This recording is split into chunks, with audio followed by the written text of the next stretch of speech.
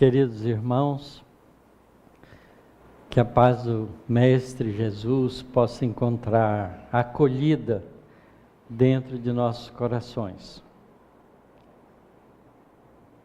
Eu queria desejar nessa primeira reunião do ano que cada um de nós possa construir com esforço, com coragem, com bom ânimo, com determinação, um feliz ano novo, não só para cada um de nós, mas para todos aqueles que convivem conosco. Nós vamos dar continuidade então ao estudo do livro Roteiro. Estamos na 20ª lição, metade do livro. E o título da lição de hoje é Evangelho e Dinamismo. E é uma lição que vem muito na direção do que a Leia falou no começo. Eu quase falei, olha, já está feita a palestra, não precisa nem fazer mais nada. Muito bom. Começa o Emmanuel dizendo o seguinte: desde os primórdios da organização religiosa no mundo, há quem estime a vida contemplativa absoluta por introdução imprescindível às alegrias celestiais. Cristalizado em semelhante atitude, o crente demanda lugares ermos, como se a solidão fosse sinônimo de santidade. Poderá, contudo, o diamante fulgurar no mostruário da beleza, fugindo ao lapidário que lhe apura o valor? Com o Cristo, não vemos a ideia de repouso improdutivo como preparação do céu. Não foge o Mestre ao contato com a luta comum. A boa nova em seu coração, em seu verbo e em seus braços é essencialmente dinâmica. Não se contenta em ser procurado para mitigar o sofrimento e socorrer a aflição. Vai, ele mesmo, ao encontro das necessidades alheias, sem alardear presunção. Instrui a alma do povo em pleno campo, dando a entender que todo lugar é sagrado para a divina manifestação. Não adota posição especial a fim de receber os doentes e impressioná-los. Na praça pública, limpa os leprosos e restaura a visão dos cegos. À beira do lago, entre pescadores, reergue paralíticos. Em meio da multidão, doutrina entidades da sombra, reequilibrando obsidiados e possessos. Mateus, no capítulo 9, versículo 35, informa que Jesus percorria todas as cidades e aldeias, ensinando nos templos que encontrava, pregando o evangelho do reino e curando todas as enfermidades que assediavam o povo.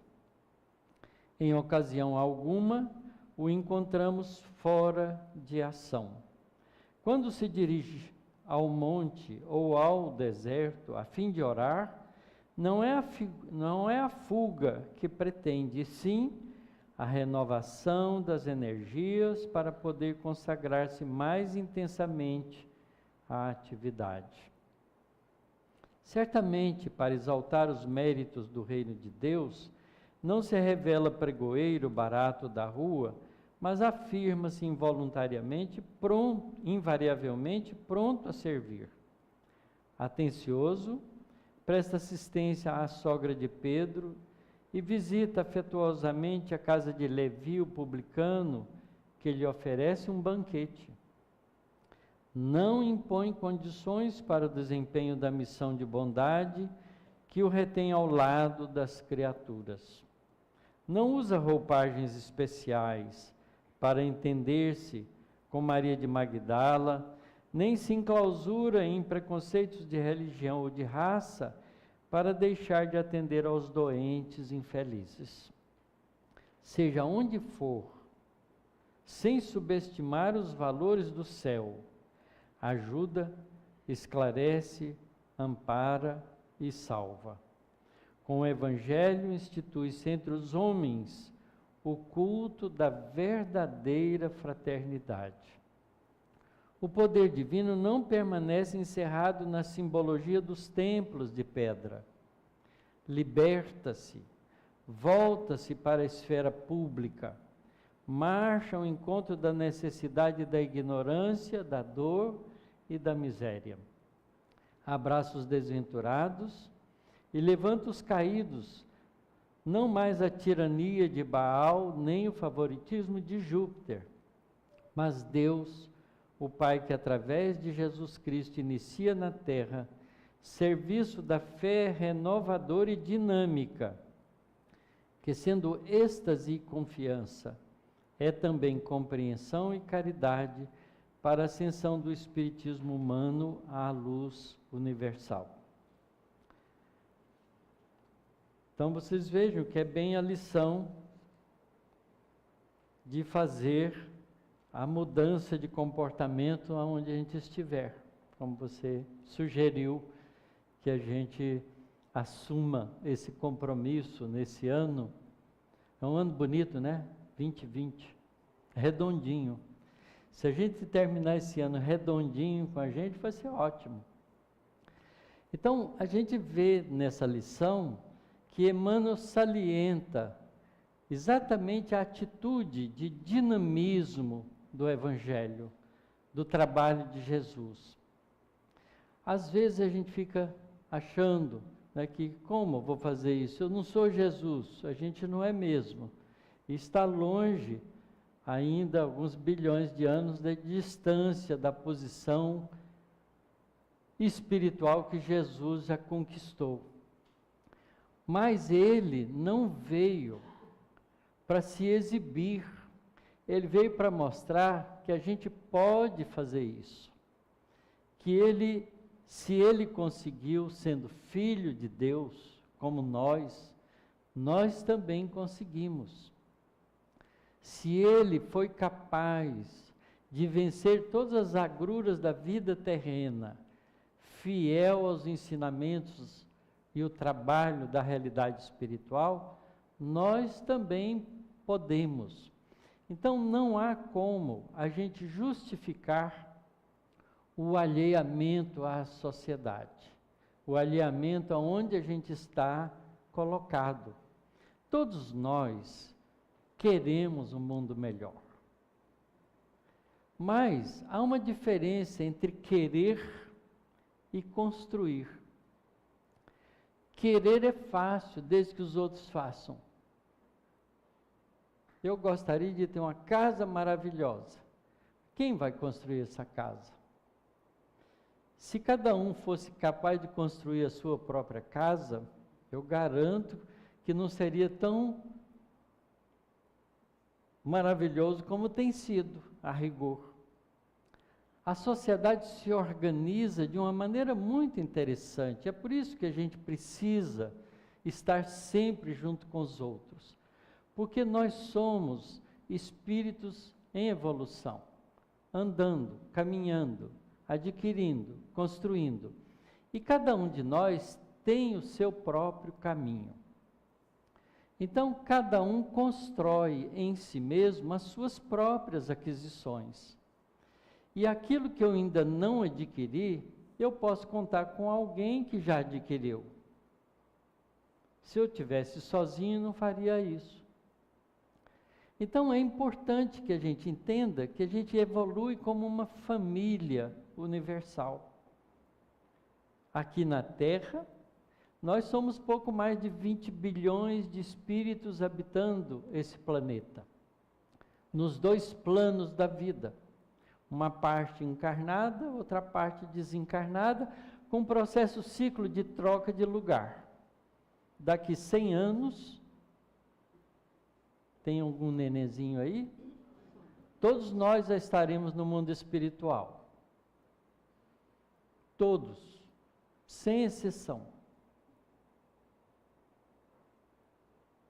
E quem estará no nosso lugar? Outros espíritos, que são os nenenzinhos que estão nascendo agora.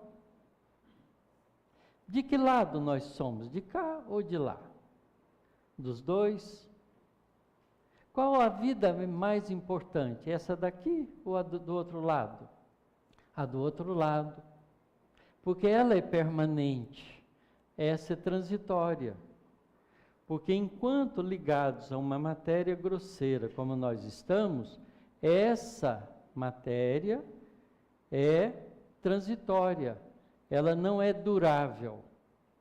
Qualquer carro que você compra tem um tempo de vida, vai virar ferro velho.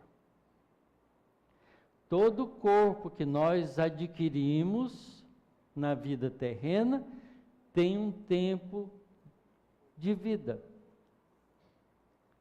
E ele vai morrer. Isso é inevitável. Tem uma quadrinha bonitinha, né, de um espírito que diz exatamente isso. Quando a gente nasce, a vida é como uma viagem de trem. A gente já tem a passagem de volta. Mesmo que a gente não tenha bolso, ela está no nosso bolso. Porque a gente nasce sem bolso, peladinho. Mas a passagem já está garantida da volta. Mas no mundo espiritual, a vida, à medida que nós formos evoluindo e adquirindo valores, ela vai ficando cada vez mais longa. O intervalo entre uma encarnação e outra aumenta na proporção da nossa evolução. Quanto mais evoluído a gente estiver, menos necessidade a gente tem de aprender na vida material, porque nós já adquirimos a consciência da realidade espiritual e podemos aprender muito no mundo espiritual. Muito mais rapidamente do que na vida física. Há uma pergunta no Livro dos Espíritos que diz exatamente, o Espírito responde a Kardec, mostrando exatamente isso, porque Kardec pergunta se vale a pena, já que a vida nossa é transitória, a gente se esforçar para adquirir os conhecimentos da vida terrena, da ciência, das artes, das coisas que a gente tem na vida terrena. E o Espírito responde, claro que sim, porque a estrutura de aprendizado que você adquirir aqui te prepara para você aprender no mundo espiritual, em 1 hora, muito mais do que você aprenderia numa vida terrena. É muito interessante isso. Além disso, esse aprendizado pode se tornar instrumento útil de serviço aos nossos semelhantes. E é óbvio que sim, né? Um engenheiro ajuda muita gente com a engenharia que ele conhece. Um professor ajuda muitos estudantes com o conhecimento que ele adquiriu. Então, esse conhecimento que a gente adquire aqui, ele é fundamental para ajudar a gente a aprender mais rapidamente no mundo espiritual. Vocês podem avaliar isso acompanhando as obras do André Luiz. O André Luiz chegou em nosso lar como um enfermo da alma. Passou 8 anos de sofrimento nas regiões de sombra, sendo acusado de suicida pelos seus pares, espíritos atrasados igualmente, inconscientes igualmente das verdades espirituais. Passa 8 anos e ele fica infeliz em ser chamado de suicida, porque ele lutou pela vida até o final. Porque ele ficou com um câncer gástrico, e ficou hospitalizado, brigando com a doença para sobreviver. Mas depois ele entendeu lá que o câncer que ele adquiriu foi pelos excessos que ele cometeu na vida e abreviou o tempo de reencarnação dele, por isso ele era chamado de suicida. Devia ter vivido mais 8 anos. Passou esses 8 anos nas regiões de sofrimento. Sai dali auxiliado no momento em que ele se humilha e pede socorro a Deus. E a sua mãe, espírito mais adiantado do que ele, que orava e fazia todo o esforço para tentar ajudá-lo, mas ele era inatingível, porque ele estava fechado em si mesmo no seu sofrimento, não pôde fazer nada por ele, senão orar por ele. Quando ele muda de postura interior, então o ministro Clarencio, que trabalha no nosso lar, um dos 12 ministros do Ministério do Auxílio, vem e tira ele das regiões de sombra e leva ele para nosso lar, onde ele começa então a sua recuperação espiritual. E a partir daí, ele corajosamente, e é isso que é importante salientar, compreende a situação e faz então a partir daí o esforço de mudança que a Léa propôs para a gente fazer esse ano. E faz essa mudança no mundo espiritual. De médico importante, que ele era na Terra, no Rio de Janeiro, chegou a ser professor de universidade, ele vai ser um simples auxiliar de enfermagem na Câmara do Auxílio, cuidando dos doentes espirituais que ali chegam, com todas as mazelas da vida mental que levavam, limpando, acudindo, ajudando, fazendo trabalho que jamais um médico aqui da cidade nossa aceita fazer numa emergência. Não, chama o enfermeiro, eu não faço isso, eu sou médico. Não é? Os professores da universidade são assim também, não limpam o laboratório, não, a faxineira que limpa. Eu limpo o meu. Não custa nada. Eu limpo na minha casa, não custa nada. Eu não uso um copo na minha casa e bebo água sem lavar ele de novo e pôr no mesmo lugar que eu encontrei. Porque quem quiser tomar água vai pegar um copo limpinho. Meus filhos não fazem isso, não aprendeu isso comigo. Quando meus filhos, fim de ano, está todo mundo em casa, né? De vez em quando eu olho na pia, tem 10 copos. E tem 4 pessoas em casa. Quer dizer, não funciona. Porque a gente ainda não entendeu essa responsabilidade espiritual que a gente tem de fazer. Fazer o que está no nosso alcance. E o André Luiz faz isso. Trabalha firmemente, vai conquistando com isso as posições de aprendizado novo a cada passo. A gente lê o Nosso Lar e depois lê o último livro dele, A Vida Continua, a gente fica impressionado da diferença do André Luiz Nosso Lar e o André Luiz A Vida Continua. Porque é um espírito que cresceu espiritualmente bastante no mundo espiritual. Peguem a data de publicação do Nosso Lar e depois peguem a data de publicação do E a Vida Continua e vejam em quantos anos ele fez isso. A gente pode. O Evangelho é dinâmico, é de trabalho, é de conquista, é de renovação. Por isso a gente não tem que se alhear, mas antigamente a gente fazia isso. O que eram os seminários, os mosteiros?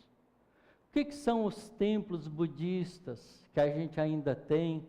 E outras igrejas que fazem esse tipo de retiro. Tira a pessoa da sociedade para, numa atitude aparentemente de contemplação, ficar em contato com Deus. Essa é a proposta. Mas se alguém invadir o templo budista, sai de pau em cima dos invasores, porque não aprenderam o perdão, o amor ao próximo, o entendimento. Não é uma crítica, não estou fazendo crítica, a gente conhece isso, isso é divulgado, né, na rede pública de notícias que a gente tem. O que significa que a construção dos valores não são externas, são interiores. É o caminho de cada um de nós. É a conquista da Maria de Magdala, é a conquista de Paulo, né, que era de perseguidor, passa a divulgador, enfrentando toda a perseguição que ele mesmo tinha começado. E morre, dá a sua vida pelo trabalho de difusão das verdades espirituais que Jesus trouxe. E a mesma coisa faz Maria de Magdala. Qual foi o trabalho que ela realizou? A gente não conhece muita história de Maria de Magdala, não é? A gente só lembra dela como se fosse a prostituta do Evangelho. E ela nem era prostituta. Ela era uma cortesã, uma mulher rica. Ela tinha bens, ela não precisava de negociar com o corpo. Mas era uma mulher equivocada com as ânsias do sentimento do amor. Quando ela encontra Jesus, ela compreende o significado do amor. Então ela muda. Em 3 anos de convivência com Jesus, Maria de Magdala é outra mulher. E não foi aceita no colégio apostólico por causa do ranço, né? Dos preconceitos que a gente ainda carrega no nosso coração. Por causa de escolhas que cada um faz da sua própria vida. E aí Pedro sugere a ela, depois que Jesus é crucificado, que ela buscasse um trabalho para ela, uma maneira de divulgar aquilo que ela tinha aprendido. E ela sai assim na rua, meio desconsolada, sem saber o que fazer, e encontra uns leprosos que estavam a caminho. E ela então se junta a eles e vai para o vale dos leprosos, cuidar deles e ensinar o que ela aprendeu com Jesus. E passa a vida inteira ali, até que começa a aparecer nela as primeiras manchas da lepra. E ela então, percebendo que ela já estava perto do final, ela tem vontade de encontrar Maria de Nazaré. Então ela sai do Vale dos Leprosos de Jerusalém e caminha em direção aonde morava Maria de Nazaré, junto com o evangelista João, e morre no caminho.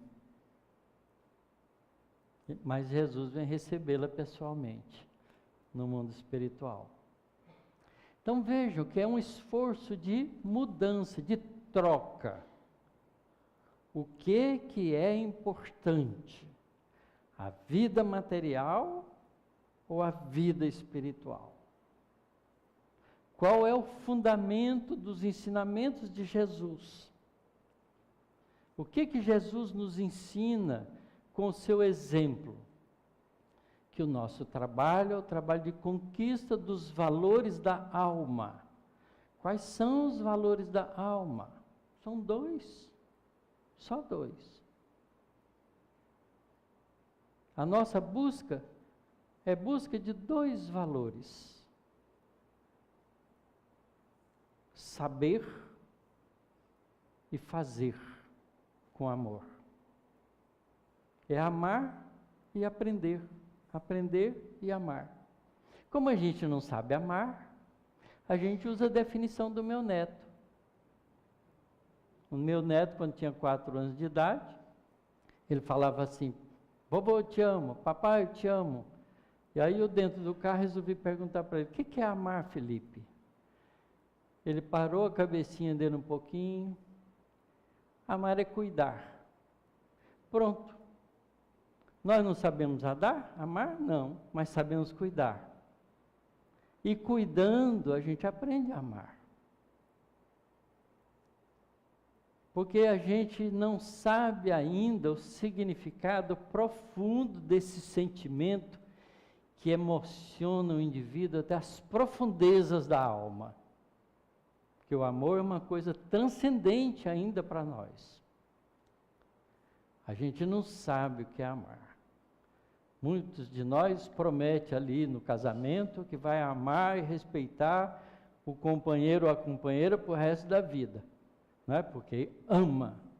Te amo com todas as forças da minha alma. E não aguenta o primeiro ano. Eu acho que eu estava equivocado, né? Não te amo mais. A pessoa que fala não te amo mais, nunca amou. Porque o amor é uma conquista da alma. Se a pessoa tem amor no coração, jamais perde. Porque é um valor intrínseco conquistado.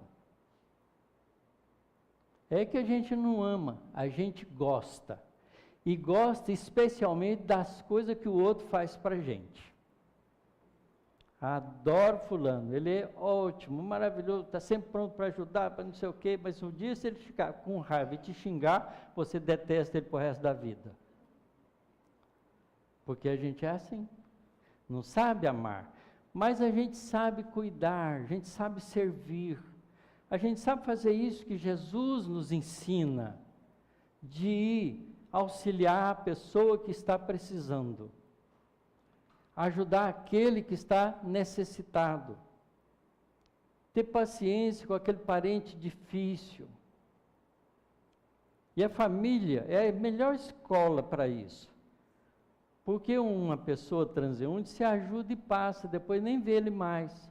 Mas lá em casa, todo dia a gente encontra aquele filho ranzinza, aquela mulher chata, aquela sogra antipática, e a gente tem que aguentar primeiro ano, segundo ano, 10 anos, 20 anos, quando for preciso.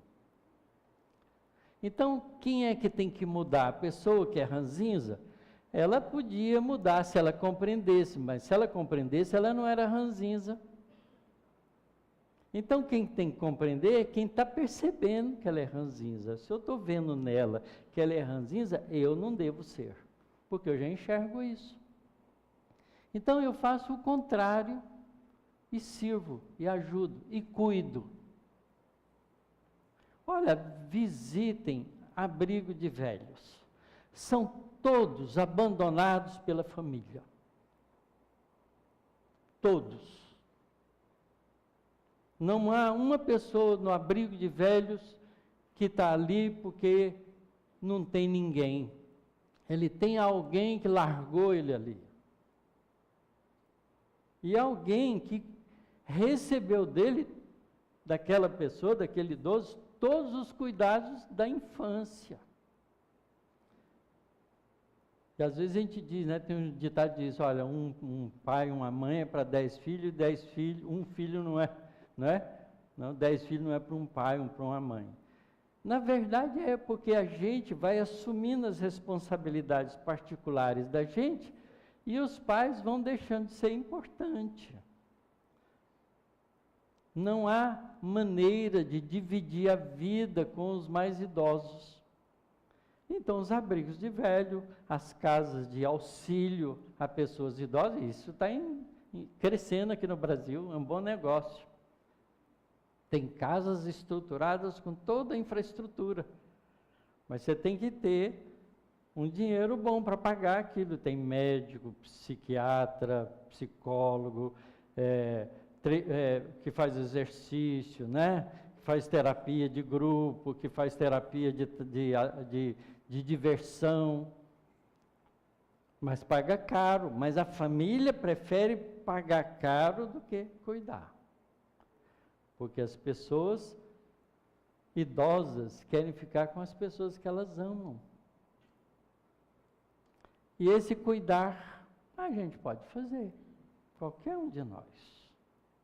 É um esforço de fazer um pouquinho de negociação com o próprio tempo e deixar tempo para isso. Essa é uma experiência que eu estou vivendo na minha casa. Eu tenho 7 filhos. Eu tenho que pagar uma pessoa especial fora para ficar com a minha esposa para poder vir aqui, porque não acho um filho para ficar. Eles não têm tempo, não podem, porque têm as suas atividades. Não é uma crítica, é uma observação, porque cada um faz o que bem quiser, cada um é responsável por si mesmo. Mas isso entra no contexto da lição de que o trabalho nosso na vida terrena é buscar os valores espirituais, aprender e servir, saber, conhecer e colocar em ação, em benefício das pessoas que estão à nossa volta. O que adianta você dar um prêmio Nobel para uma pessoa genial que fica isolada lá trabalhando no laboratório dele, não serve para ninguém, não ensina o que sabe, é arrogante, cheio de impropriedades de comunicação com os semelhantes, porque a gente vê isso nas academias, nas universidades. Não é um ambiente fraterno, de cultura, é um ambiente de arrogância. Nós ainda não compreendemos o significado da vida. Há uma lição interessante trazida por Humberto de Campos, numa dos livros dele, que eu não vou lembrar qual, chamado Cabeça Grande. Era um advogado, uma pessoa que se formou em advocacia, e era estudioso, conhecia bem as leis, e manobrava bem a palavra, e usava de bons argumentos, tinha bons raciocínios.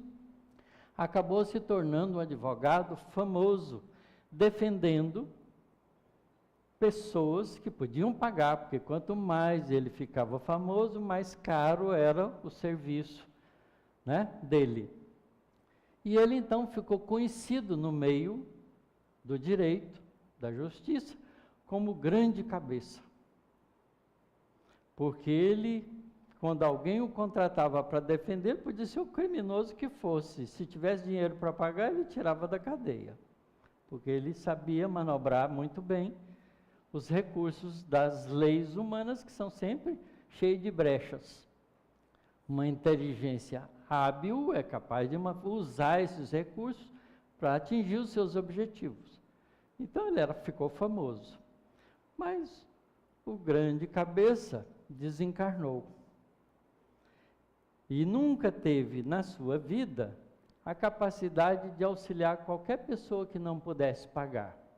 Foi procurado muitas vezes por pessoas mais simples, mais humildes, viúvas, pessoas que não podiam pagar, para pedir ajuda dele, porque ele era um bom advogado, mas não tinha dinheiro para pagar, ele não servia.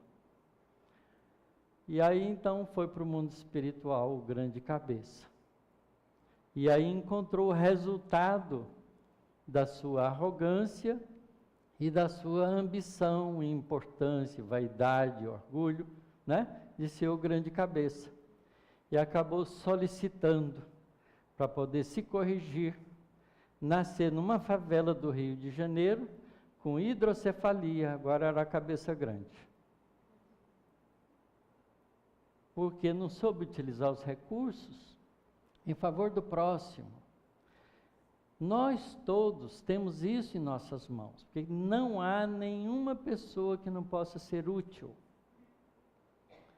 Quando a gente for varrer a nossa casa, não varre com mágoa, com chateação, porque todo dia eu tenho que fazer isso.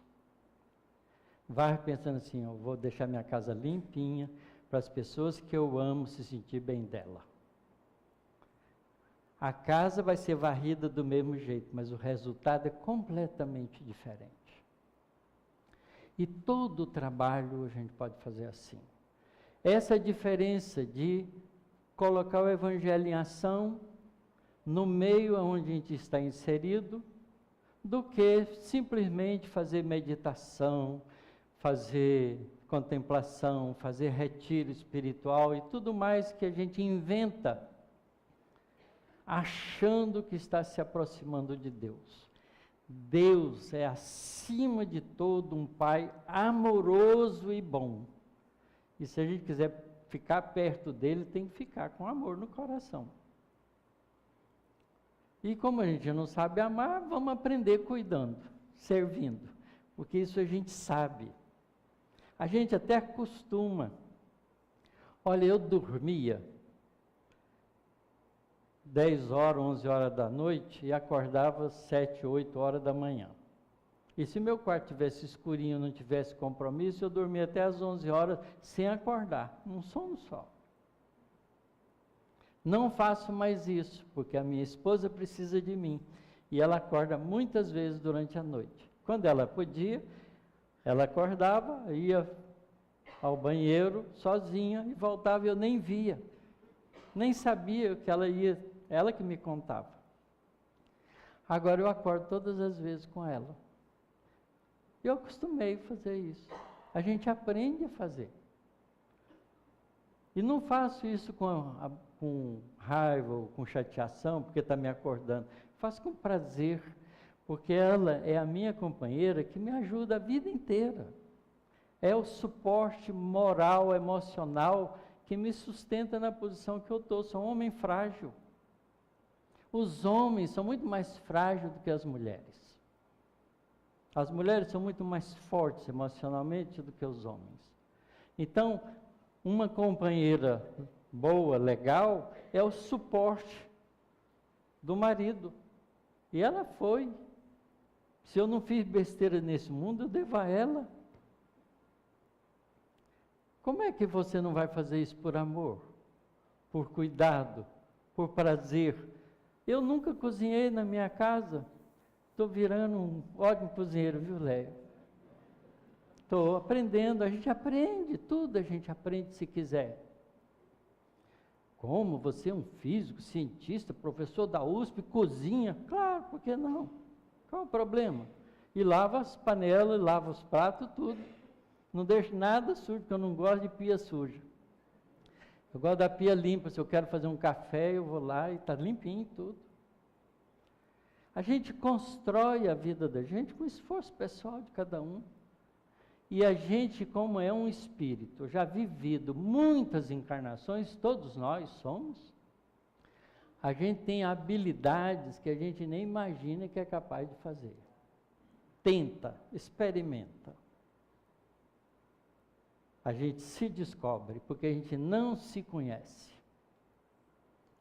A gente não sabe a capacidade que a gente tem de fazer as coisas. Porque se a gente teve milhares de encarnações, o que a gente ficou fazendo nela? A gente aprendeu de tudo. A gente já foi artesão, né? Já foi preguiçoso, já foi trabalhador, já fez tudo. Porque a vida nos obriga a essas situações todas. Quando a gente era rico lá na época medieval, a gente não trabalhava, porque era uma vergonha uma pessoa rica trabalhar. Só trabalhava gente pobre.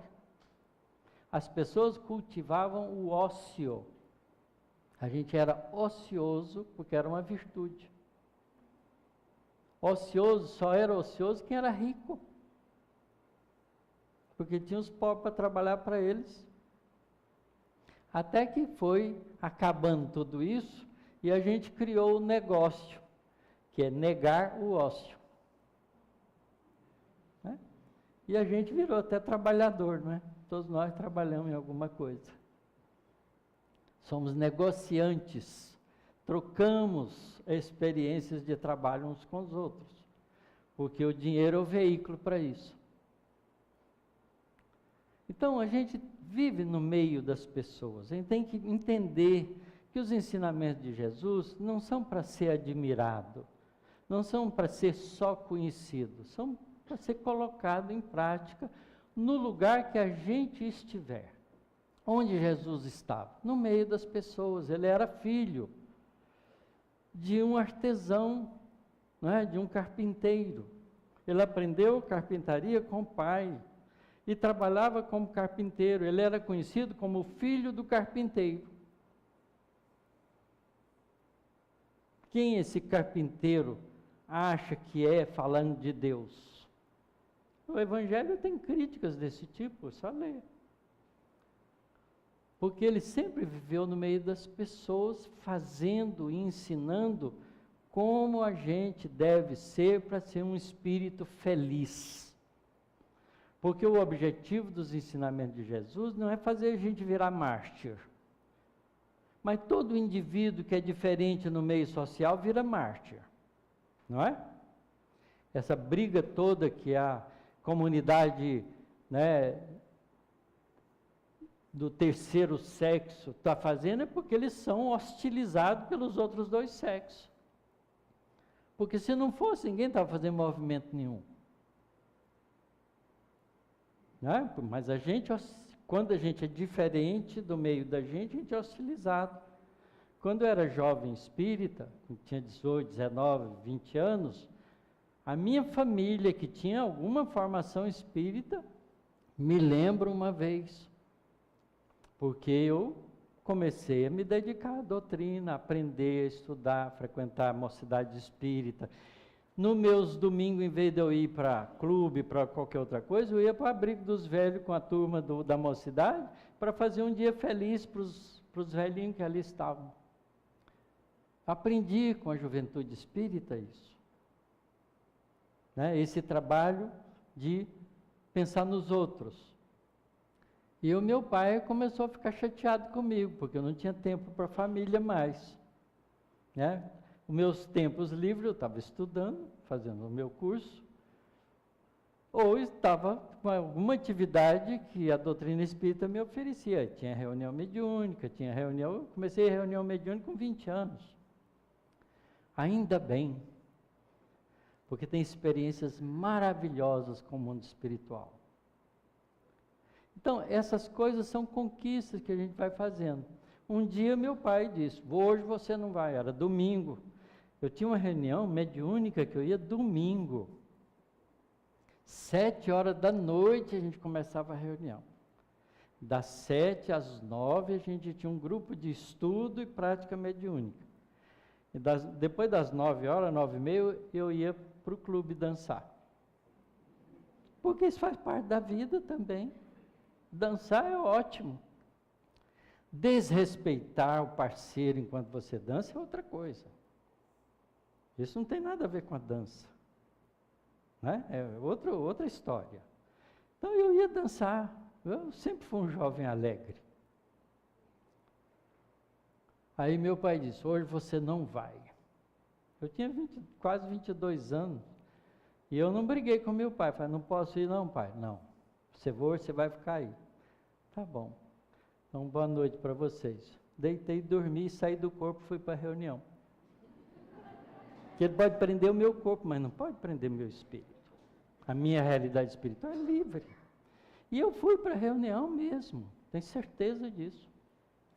Meus companheiros de reunião me sentiram lá. Porque a gente tem que mandar na gente para fazer o que é certo. Jesus não disse isso? Que no final iam ficar 2 contra 3, 3 contra 2, o pai contra o filho contra o pai. Né? Ele simbolicamente disse que o entendimento espiritual não é uma coisa de convivência fácil. Eu conheço pessoas, uma moça que eu conheci no Nordeste, que o pai dela deu uma surra nela com o Evangelho, segundo o Espiritismo. Rebentou o Evangelho nela, batendo nela com o Evangelho. Faz parte da vida, claro. O que é família? Família é reunião de espíritos afins e comprometidos. A gente, quando pega um nenenzinho daquele tão bonitinho no nosso colo, que criancinha linda, não sabe o inimigo que está balançando ali. Né? Ou não sabe o prejudicado que a gente está balançando ali. Porque às vezes a gente prejudicou severamente, agora tem que devolver. Porque imagina, se você mata uma pessoa, como é que você vai se redimir? O que é matar uma pessoa? É tirar dela a oportunidade da reencarnação. Vai ter que devolver, não vai? vai ter que receber esse espírito como filho. Porque o jeito de devolver é dar um corpo para ele. E ser pai e mãe dele. Deus sabe o que faz. É esse conhecimento espiritual que nos ajuda a sermos diferentes. Porque a gente começa a compreender o significado real da vida terrena.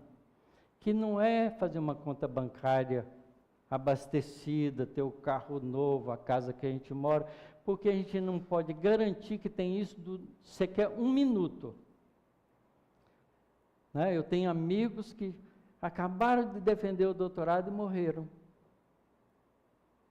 Nossa, mas fez um esforço tão grande, agora que ele virou doutor, morre no dia seguinte? Morre no dia seguinte. Porque não é a vida material que é importante. O importante da vida material são as conquistas que a gente faz nela. Conquistas definitivas da alma. Não pense que esse indivíduo que fez o doutorado desencarnou, ficou no prejuízo, porque não ficou. Ele sai da vida muito mais preparado para seguir mais rapidamente no mundo espiritual. Não há perda, senão quando a gente faz o errado. Quando a gente faz uma coisa errada, a gente faz perda. Porque a gente perde tempo em consertar aquilo. Vai ter que consertar. A cada um é dado segundo as suas obras, é ensinamento de Jesus. Então, se a gente faz uma coisa equivocada, a gente vai ter que consertar. Não vai ficar por isso mesmo. Pagarás até o último ceitil. Sabe o que é ceitil, lá na linguagem do Evangelho? Alguém tem uma moedinha de 1 centavo aí no bolso? É esse. Até esse valorzinho tem que pagar. A gente tem que limpar a consciência da gente de tudo equivocado que a gente faz. Porque senão a gente não fica em paz consigo próprio. Não é Deus que cobra, é a nossa consciência. Se quiserem aprender isso com precisão, leiam Memórias de um Suicida. Eu aprendi isso lá. O compromisso da consciência pesada. No mundo espiritual, tudo isso é muito mais agudo, porque aqui a gente esconde uns dos outros. Eu estou vendo a Léa ali, eu não sei o que ela faz, se ela faz coisa boa ou coisa ruim. Eu imagino que faz coisa boa pelo trabalho que ela se esforça em fazer. Mas a gente não conhece ninguém. E a gente fica decepcionado com as pessoas por causa disso, porque às vezes a gente acha que conhece uma pessoa que conviveu com a gente 5, 6 anos, de repente você pega ela fazendo coisas que você nem imaginava que ela seria capaz de fazer. Estou decepcionado. Não está decepcionado, você está tendo a oportunidade de conhecer, porque você não conhecia, achava que conhecia. Não é assim? Mas no mundo espiritual não tem jeito. A gente tem um corpo chamado perispírito, que é o nosso revelador. É o nosso revelador. Não é igual ao nosso corpo. O nosso corpo não nos revela. Nosso corpo físico nos esconde. Às vezes a pessoa está passando a mão nas costas do outro. Feliz ano novo para você. Tomara que dê tudo errado.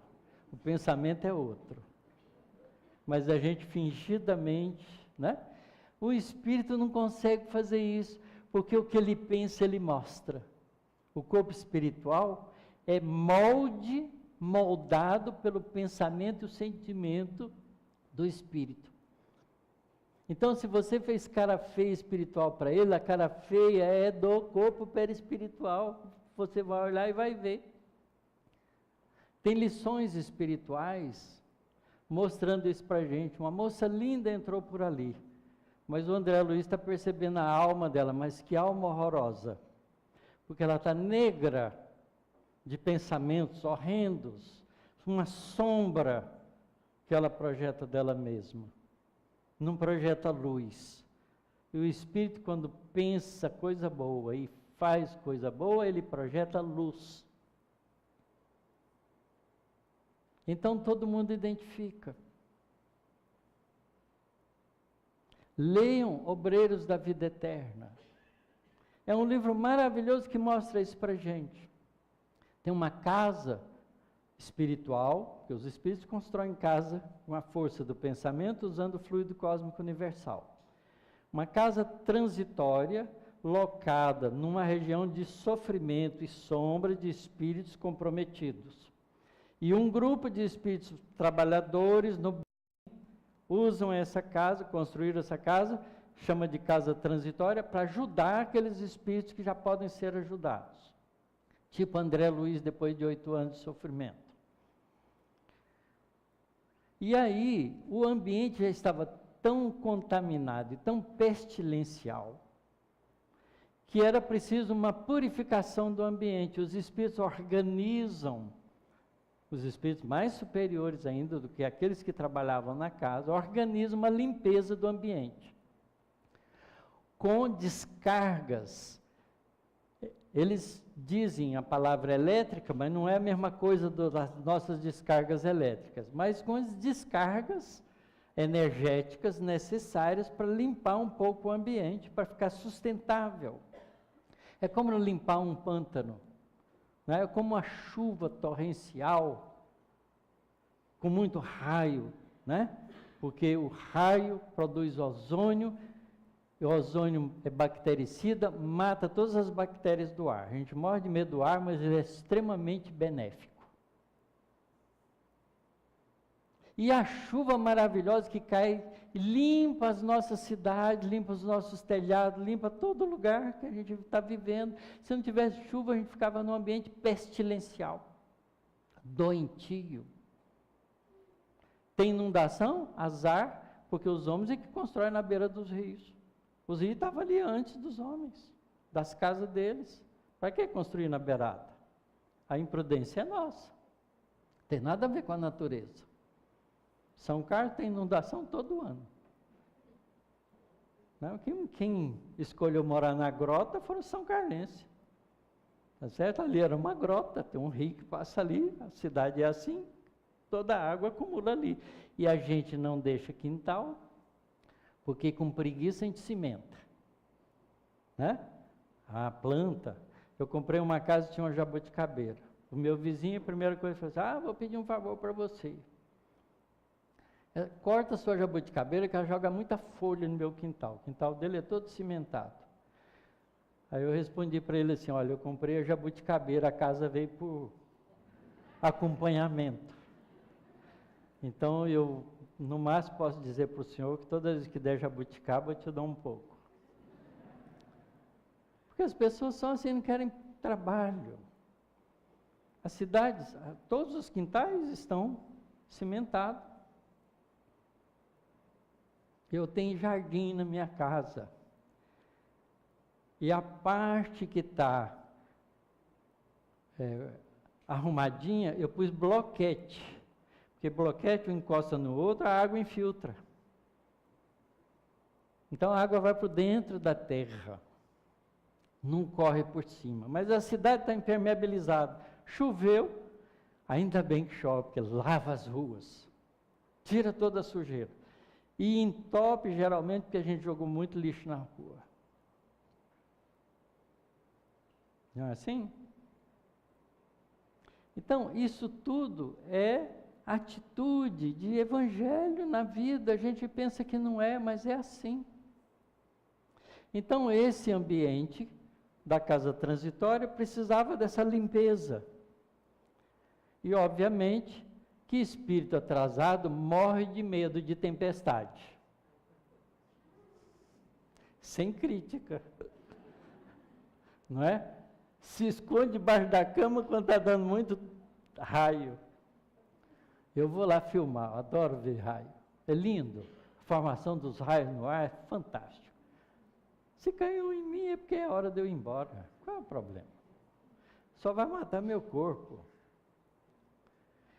E aí, os espíritos todos, que eram rebeldes, violentos, agressivos, morrem de medo disso e procuram a casa transitória para entrar dentro, para se abrigar, porque sabia que ali as pessoas estavam abrigando as pessoas. Aí o André Luiz, que estava ali de passagem, aprendendo lições, perguntou, mas como é que a gente vai saber quem pode entrar, quem não pode entrar? Aí a benfeitora, que era diretora da casa transitória, disse para ele, não se preocupe, eles se identificam por si mesmos. Aqueles que estão realmente arrependidos e querem um começo de uma vida nova, emitem uma luz da sua própria mente, por causa do pensamento que está tendo e do sentimento que está alimentando. Então, esses é a senha para deixar entrar. Os outros, por mais que gritem por piedade, por socorro, não podem entrar porque vão perturbar aqui dentro. Então, a gente é reconhecido no mundo espiritual pelo que a gente pensa, pelo que a gente sente. Não há como esconder uns dos outros. Então, olha, se a gente vai ter que enfrentar essa realidade depois que desencarnar, é melhor a gente já ser assim antes. Porque não tem surpresa. Então, não minta sobre você, seja verdadeiro com você mesmo. Não queira parecer o que você não é. Te autoanalise para te conhecer. Quando fizer esse projeto proposto pela LED, nesse 2020 a gente ser um pouco melhor, quando a gente não conseguir, não se agrida por isso. Não se sinta culpado, porque o sentimento de culpa não é construtivo. Faça uma autoanálise e se reconheça, puxa, eu ainda não consigo fazer isso, vou fazer mais força para conseguir. Porque é assim que o atleta se comporta. Não é? Quando ele está treinando, quando ele cai, ele não fica aborrecido por isso, ele se recompõe logo e começa a treinar para não cair mais. É assim que a gente tem que ser atletas do espírito. Se a gente fizer isso, a gente está conquistando de forma definitiva esses ensinamentos que Jesus nos deixou. Essa é a mensagem do Evangelho e essa é a mensagem da doutrina espírita. Ela nos esclarece da realidade espiritual para que a gente, quanto mais cedo esclarecido, mais rápido a gente consiga construir isso dentro da gente. Então não adianta bater no ombrinho da pessoa, feliz ano novo para você. Você quer um feliz ano novo? Mude, seja melhor, trabalhe por isso, conquiste. Felicidade não se compra em mercado e não cai do céu. Cada um conquista a sua. E é bom a gente ser feliz para compartilhar a felicidade da gente com os outros. Feliz ano novo para vocês todos. Muito obrigado.